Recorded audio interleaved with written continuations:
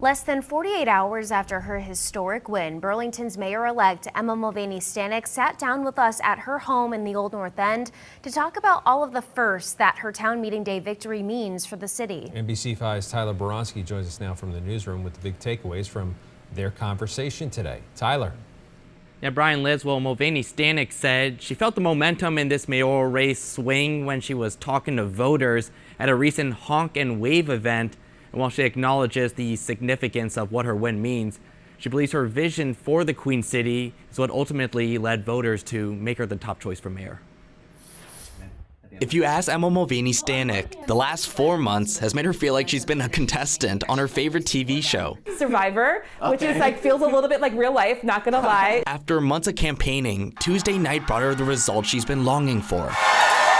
Winning the Burlington mayoral race after receiving 51% of the vote. The amount of energy that people were expressing and the enthusiasm.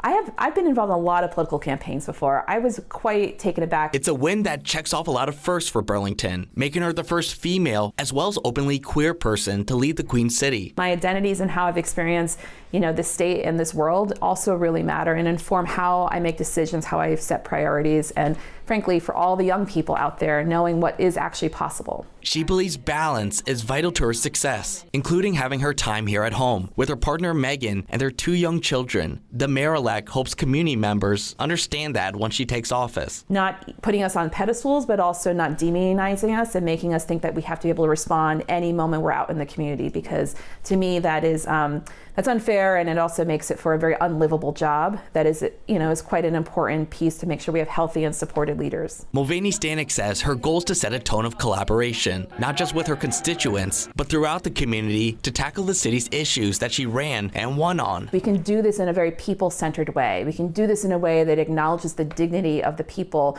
who are at the heart of issues related to homelessness and issues related to substance use disorder and mental health care crisis. In just a few weeks, she will be sworn in as the city's next mayor. She's an avid shoe collector. For a momentous occasion like this, she plans to add to her collection. Sometime between now and April 1st, I shall be buying a new pair of high heel shoes. She'll be ready to not only make a fashion statement, but a statement on the new direction for the Queen City.